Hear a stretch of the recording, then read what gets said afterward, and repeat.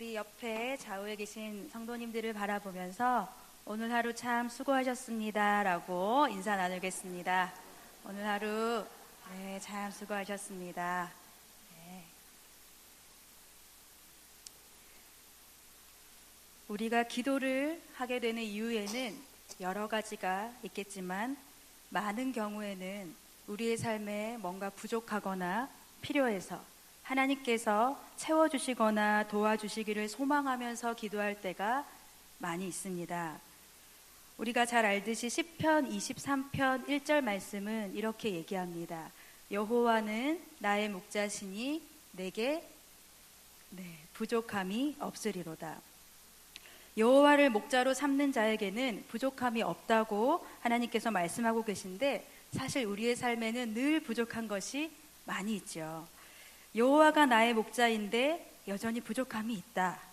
그러면 여호와 하나님을 목자로 삼는 사람은 하나님께 하나님 저 이것이 필요합니다. 하나님 이 기도를 들어주세요 라고 기도하는 것이 잘못된 것일까요? 믿음이 부족한 기도일까요? 대체 시편 23편 1절의 말씀 여호와는 나의 목자시니 내게 부족함이 없으리로다 라는 이 말씀은 우리에게 무엇을 이야기해주고 있을까요? 여호와를 목자로 삼는 사람도 그렇지 않은 사람과 마찬가지로 삶에 결핍이 있고 부족한 것이 있고 기도할 수 있는 여러 가지 기도 제목이 있습니다. 천지를 지으신 여호와 하나님, 모태에서 우리를 친히 창조하신 그 하나님이 우리의 하나님이시기 때문에 목자가 양의 부족함을 친히 채워주는 것처럼 하나님이 나의 부족함을 채워주시리라 믿고 나가는 믿음으로 부족함이 없다고 고백할 수 있는 것입니다. 그래서 우리가 하나님 앞에 하나님 이것 좀 도와주세요. 하나님 이것 좀 채워주세요 라고 기도하는 것은 믿음이 없는 기도가 아니라 도리어 믿음이 있는 기도가 되는 것입니다. 믿음이 없는 기도가 아니라 어떤 기도라고요? 믿음이 있는 기도다. 하나님만이 이 문제를 해결해 주실 수 있습니다. 하나님만이 이것을 도와주실 수 있는 분이십니다 라는 믿음의 고백으로 나가는 이 사람이 바로 겸손한 자라는 것입니다. 여러분 아십니까? 겸손한 사람만이 하나님께 달라고 고백을 할 수가 있습니다. 도리어 교만한 사람은 하나님 앞에 하나님 저 이거 필요해요 이런 기도를 못하게 되는 거예요. 겸손한 자만이 하나님께 도움을 요청하는 기도를 할 수 있다. 요즘 여러분은 삶에 어떤 부족함을 느끼고 계십니까? 그 부족함을 두고 하나님 앞에서 어떻게 반응하고 계십니까? 하나님이 채워주실 줄 믿고 두 손 들고 하나님 이 문제 좀 해결해 주세요 라고 기도하고 계신가요? 아니면 내가 뭐 이것까지 기도해도 되겠어 라는 생각이 들어서 마음은 기도하고 싶으면서도 기도를 못하고 계시지는 않은지 여쭤보고 싶습니다. 우리가 함께 읽은 본문을 보면 제자들이 예수님께 가서 무언가 물어보는 장면이 나옵니다. 34절 말씀을 보니까 예수님과 제자들은 큰 무리와 함께 있다고 이야기를 하고 있습니다. 왜 큰 무리가 예수님을 만나기 위해서 각처에서 달려왔을까요? 앞쪽 1장부터 쭉 살펴보시면 더러운 귀신 들린 사람, 모든 병자들이 예수님만 만나면 고침을 받는 거예요. 나병 환자가 깨끗하게 되는 거예요. 중풍병자가 고침을 받게 되는 거죠. 마가복음 3장에 보면 예수님을 만나러 온 사람이 너무 많아서 무리가 에워싸서 막 미니까 예수님이 작은 배를 준비하라고 하실 정도로 정말 많은 사람들이 예수님을 만나러 왔다는 것을 알 수가 있습니다. 그리고 예수님이 바람과 바다를 꾸짖으시니까 잔잔해지는 거예요. 예수님 옷에 손을 대었더니 낫게 되는 거예요. 회당장의 딸이 분명히 죽었는데 예수님이 손을 잡고 소녀를 일으키니까 죽었던 소녀가 살아나는 거예요. 그래서 오늘도 역시나 예수님을 만나기 위해서 큰 무리가 예수님 앞에 나왔다고 성경이 이야기하고 있습니다. 그리고 예수님이 그 사람들에게 여러 가지로 말씀을 가르치고 계시는 상황입니다. 그런데 문제가 하나 발생했지요. 우리 35절과 36절 말씀을 같이 읽어보겠습니다. 때가 저물어 가매 제자들이 예수께 나와 여짜오되 이곳은 빈들이요 날도 저물어 가니 무리를 보내어 두루 촌과 마을로 가서 무엇을 사 먹게 하옵소서. 35절에 나오는 대로 때가 저물어 가고 있고 빈들이었다고 이야기를 하고 있죠. 44절 말씀을 보면 거기에 모인 큰 무리가 어느 정도 되는지 얘기하고 있는데 남자만 5,000명이었다라고 이야기를 하는데 마태복음에서 이 사건을 다루고 있는 것을 보면 여자와 어린이 외에 5천 명이었다. 그러면 보통 추정을 할 때 한 2만 명 정도 되지 않을까라고 이야기를 하는데요. 2만 명이 감이 오십니까? 어느 정도 되는지? 이것도 추정이니까 성경이 말하는 대로 우리가 5천 명이라고만 생각을 해보겠습니다. 우리 교회가 어린 아이들로부터 어른에 이르기까지 한 1,000명 정도 출석한다고 생각했을 때 1,000명이 5번 왔다 갔다 해야지 5,000명이 되는 거예요. 그죠?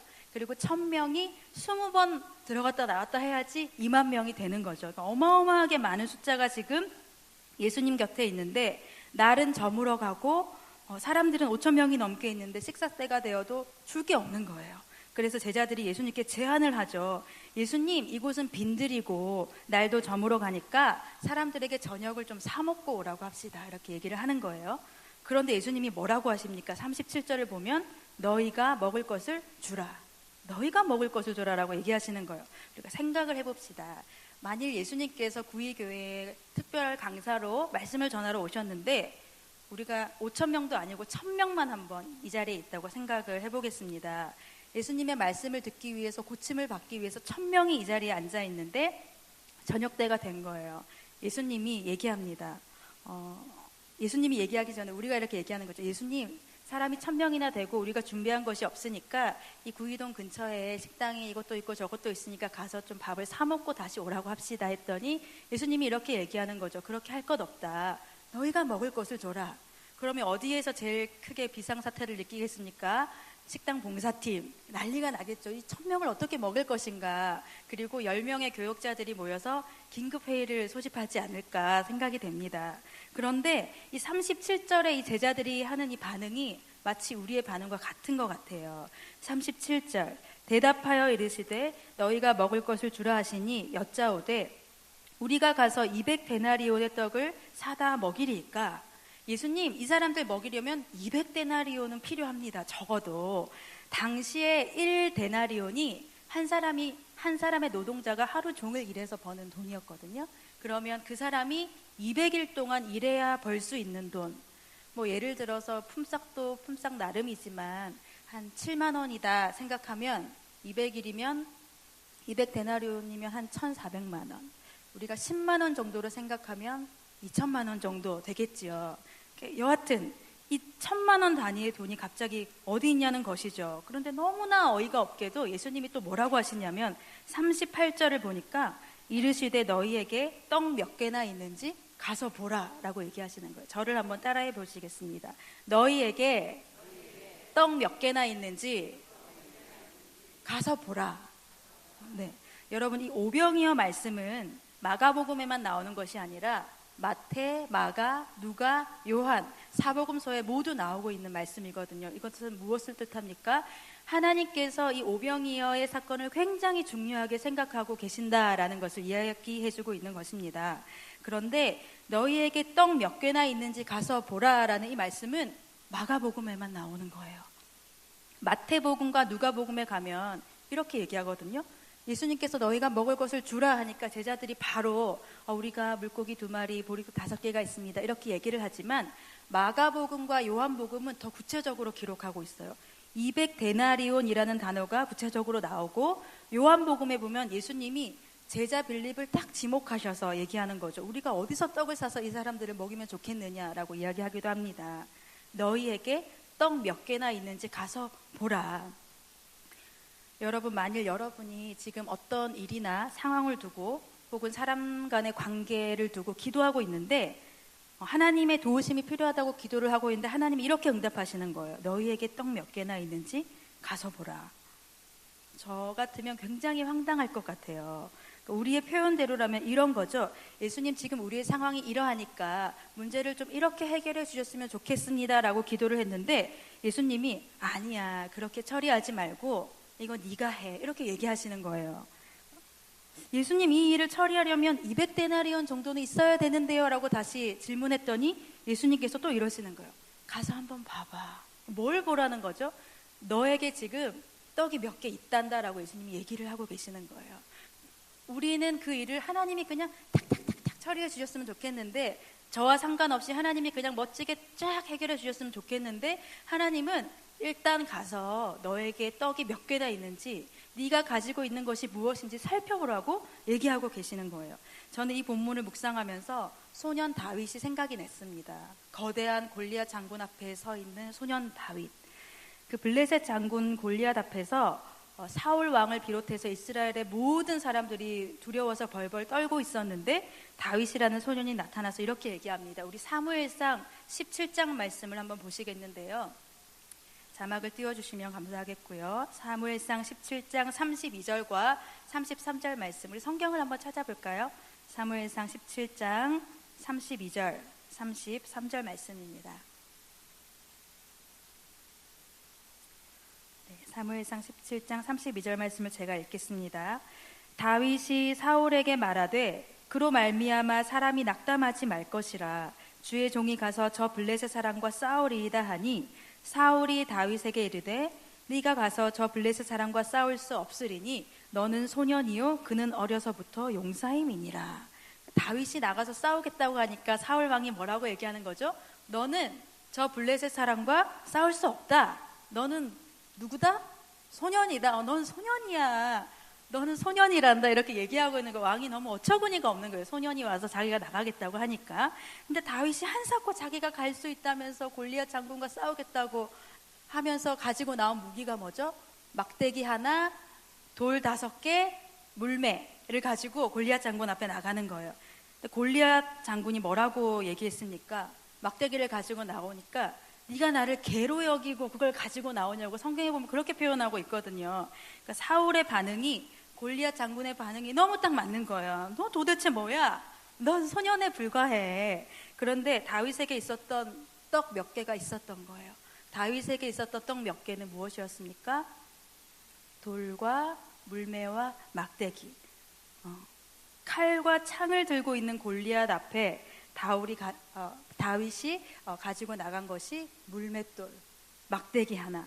이 말이 안 되는 거죠. 그런데 다윗이 가진 것은 그게 다가 아니었습니다. 다윗은 무엇을 가지고 있었습니까? 다윗은 하나님을 가지고 있었습니다. 소년 다윗의 뒤에 눈에 보이지 않지만 하나님이 백그라운드에 떡하니 서 계셨던 것입니다. 그 다윗을 골리앗에게 이기게 하셨던 그 하나님이 5,000명을 먹이신 그 주님이 오늘 여러분에게 물으십니다. 너희에게 떡 몇 개나 있는지 가서 보라. 그랬더니 제자들이 어떻게 했습니까? 저는 오늘 이 38절 말씀에 주목해 보고 싶은데요. 마가복음 6장 38절 말씀을 제가 읽겠습니다. 이르시되 너희에게 떡 몇 개나 있는지 가서 보라 하시니, 뒤에 뭐라고 나오나요? 알아보고 이르되. 어떻게 하고 얘기했다고요? 알아보고 이르되.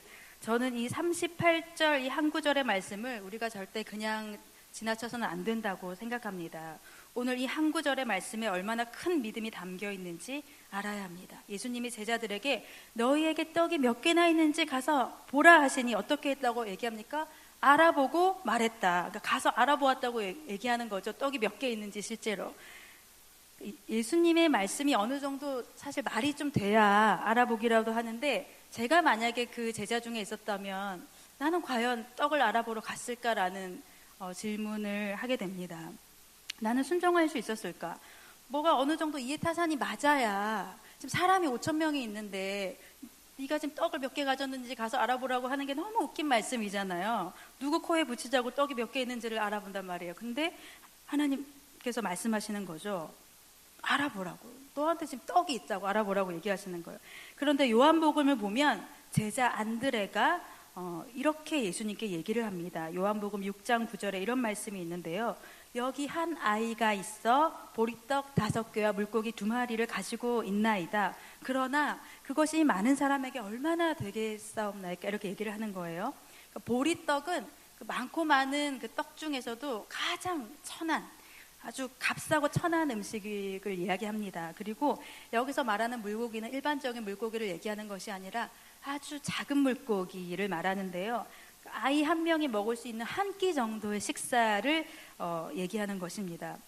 5,000명에서 2만 명 정도의 사람을 먹여야 되는데 애 한 명이 먹을 음식을 가지고 예수님께 안드레가 나왔단 말이죠. 안드레가 지금 제정신이 아닌 것이죠. 제가 봤을 때는.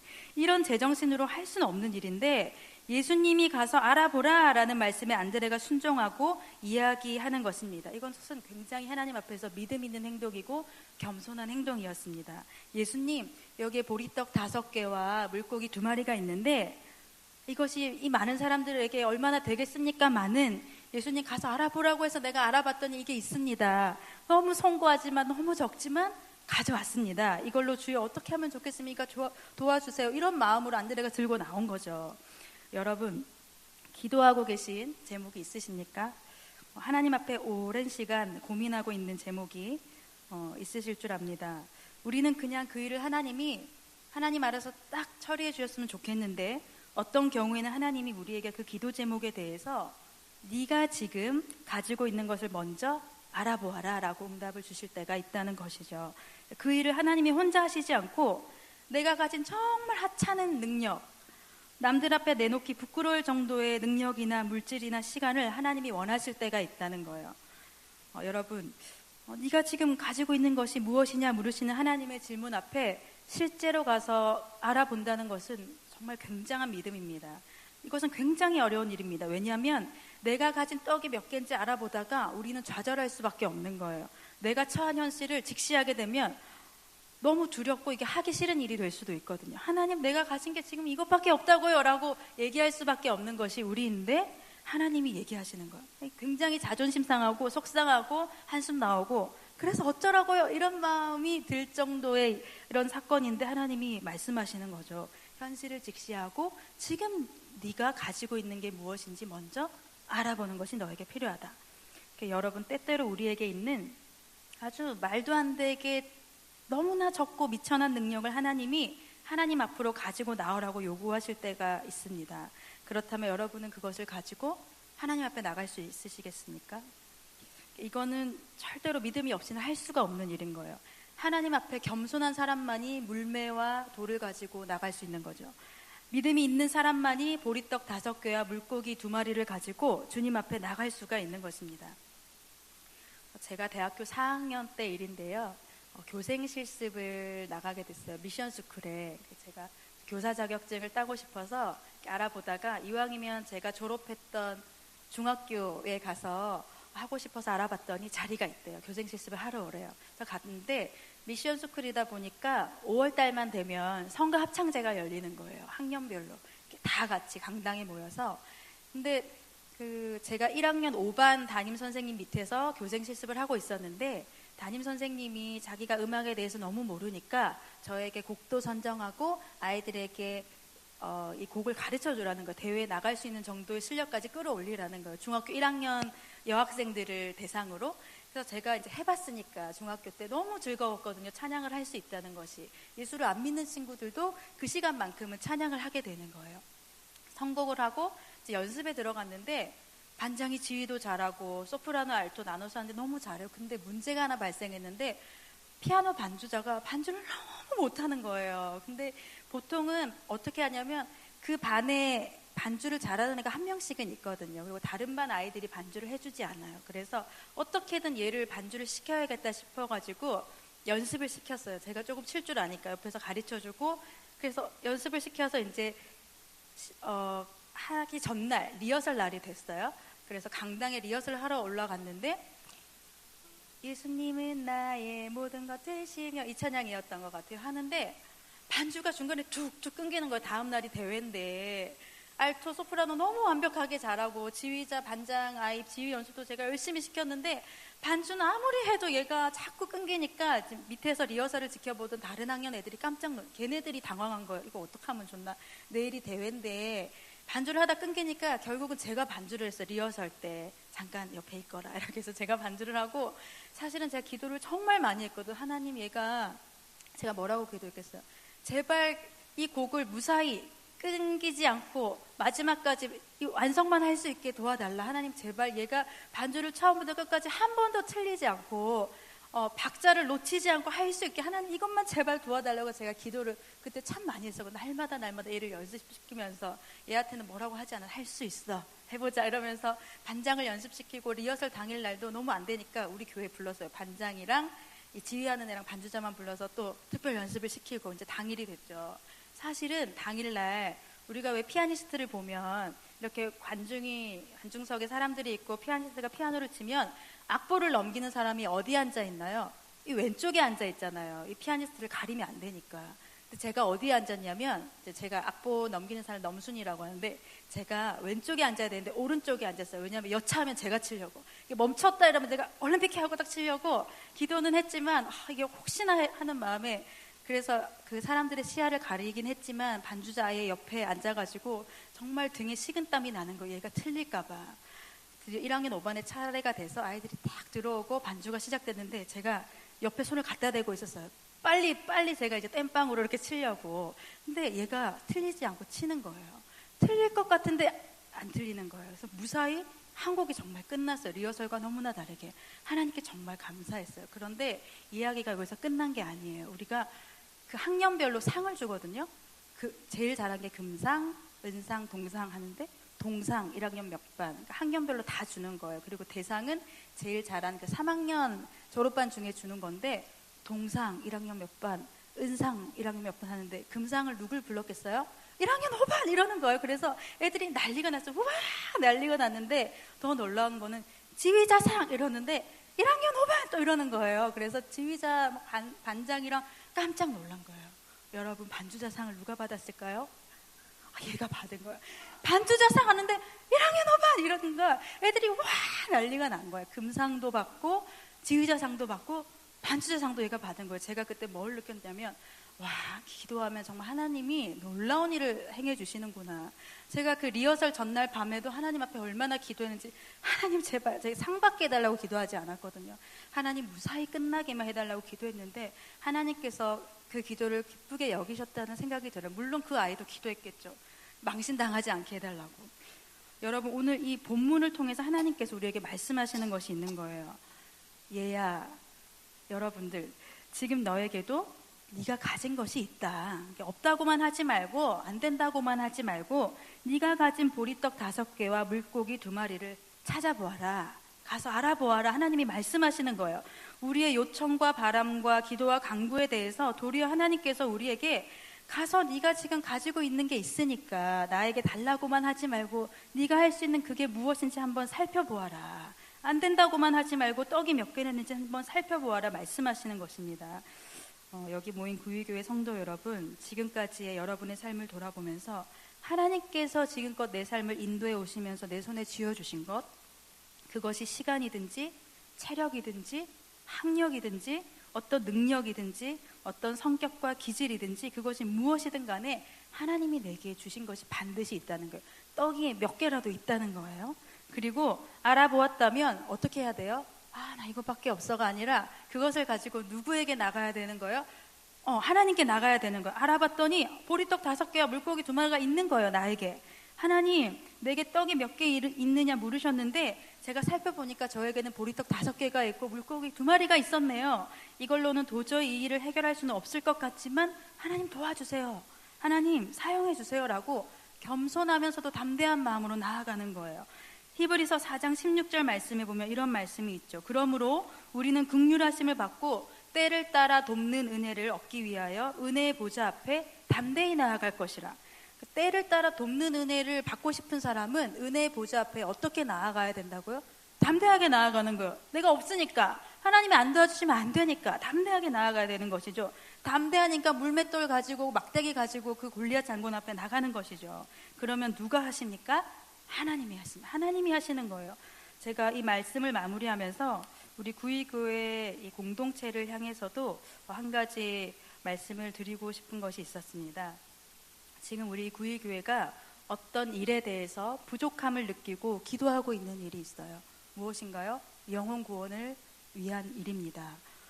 지난 주일 목사님께서도 말씀하셨지만 예수님이 이 세상을 떠나시면서 남기신 말씀이 있죠. 너희는 가서 모든 민족을 제자로 삼아 아버지와 아들과 성령의 이름으로 세례를 베풀고 내가 너희에게 분부한 모든 것을 가르쳐 지키게 하라.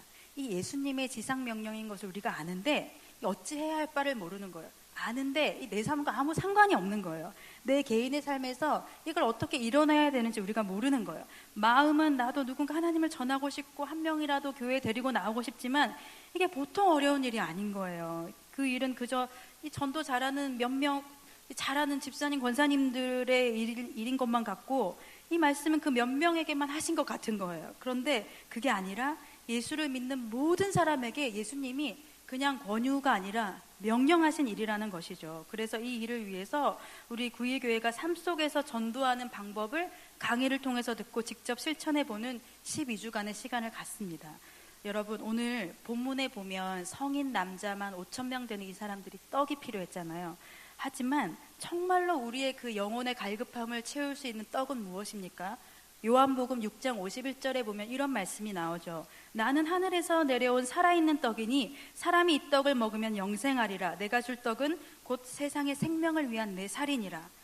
아직도 예수 없이 살다가 아무런 소망 없이 죽는 그런 사람들이 진정 먹어야 될 떡은 무엇입니까? 예수님이신 거죠. 하늘에서 내려온 살아있는 떡. 그들을 위해 생명을 바치신 예수님을 그들도 만나야 되는 거예요. 아직도 구이동 지역에 제가 아기 학교를 하다 보면 예수 안 믿는 사람들이 너무 많아요. 구이동 엄마들 카페가 있어요. 구이동 지역에 올리면 엄마들이 막 문의가 와요. 예수 안 믿는 엄마들이. 우리가 이 주변에 아파트도 세워지고 있죠. 그러나 주변에 교회는 너무나 많죠. 그러면 하나님은 어떤 교회를 통해 일하실까요? 생명의 떡을 전하는 교회를 통해서 일하시는 거예요. 예수가 없는 인생들을 불쌍히 여기는 목자의 마음이 있는 교회를 통해서 하나님이 일하시는 거예요. 특별히 이 일을 위해 하나님께서 우리를 부르고 계십니다. 내가 전도 잘 못하는데 완벽한 모습으로 가려고 하면 우리 12주 이거 도전 못하는 거예요. 예수님을 향한 마음, 영혼을 소중히 여기는 마음이 있으면 그걸로 충분하다고 하나님이 말씀하십니다. 지난 주일날 제가 우리 목장장님들을 거의 다 대부분 많이 만났어요. 한 집사님이 저에게 그러시는 거예요. 2부 예배를 드렸는데 백성원 목사님이 나오셔가지고 앞에서 이 전도지 들고 이거 빌립 전도훈련 신청서죠. 이거 들고 이거 신청하라고 얘기하는데 자기 마음이 너무 뜨거워지고 해야겠다는 마음이 들면서도 자기가 직장인이라서 이거 어떻게 해야 될지 모르겠다. 근데 자기가 주 5일 근무를 하니까 토요일날 가서 일을 하고 화요일날 일을 한번 빼볼까 고민 중이라는 거예요. 아직 신청은 안 했더라고요. 근데 자기 혼자는 못하겠으니까 옆에 있는 다른 사람한테 얘기하는 거예요. 집사님 나랑 같이 하자. 근데 제가 보니까 그 집사님도 직장인이에요. 이거 어떻게 할지 모르겠어요. 이거 할지 안 할지. 근데 제 마음에는 두 분 다 하셨으면 좋겠다. 그리고 일 안 하시는 분들은 다 하셨으면 좋겠다. 이런 마음이 들어서 저희 교사들에게도 권유를 했는데 생명의 떡을 전하는 이 일을 위해서 우리가 이 수십 년의 인생 중에 단 12주의 시간을 하나님께 드리는 이 일에 한번 도전해 보시길 바랍니다. 영혼 구원에 대한 하나님의 마음, 목자의 마음을 깨닫는 시간이 되어서 우리의 남은 인생이 하나님 앞에 더욱 보배로운 인생으로 변화될 줄 믿습니다. 이 시간 잠시 하나님 앞에 우리 기도하는 시간을 가졌으면 좋겠는데요. 제가 2가지 기도 제목을 드리겠습니다. 첫 번째로는 하나님, 제게 가진 것이 무엇이 있냐고 물어보실 때 내가 나를 생각해보면 아무것도 없는데 하나님께 없다고만 하지 말고 가서 알아볼 수 있는 믿음을 주시옵소서. 부족하지만 그것 가지고 하나님 앞에 나올 수 있는 믿음을 주시옵소서. 하나님께서 우리를 통해 일하고 싶다고 하실 때 내게 주신 것 있는 모습 그대로 하나님 앞에 나아갈 수 있는 담대함을 달라고 기도하시기 바랍니다. 그리고 2번째로 교회적으로 우리가 3월에서 5월 빌립 전도훈련에 포커스를 맞춰서 영혼 구원하는 일에 집중하고자 하는데 우리가 가진 영혼 사랑에 대한 마음과 시간적 여유 등을 볼 때 과연 감당할 수 있을지 걱정과 두려움이 앞서는 것이 사실이지만 하나님이 우리에게는 이 작은 떡이라도 쓰길 원하신다면 기꺼이 주님께 드릴 수 있는 믿음과 여건을 열어달라고 기도합시다. 특별히 이 일에 마음을 가지고 헌신하고 싶은데 상황이 열리지 않는 분들을 하나님께서 상황을 컨트롤해 주시고 12주 동안 전도할 수 있는 문을 활짝 열어달라고, 또한 이 일을 위해 준비하고 있는 빌립 전도대와 구의교회가 이 일을 계획하신 하나님께서 친히 이 일을 성취하실 줄 믿는 믿음으로 끝까지 기도하며 준비하다가 하나님의 살아계심과 역사하심을 온 교회가 경험하게 해달라고 우리 다 같이 주여 한번 크게 외치고 기도하시겠습니다. 주여.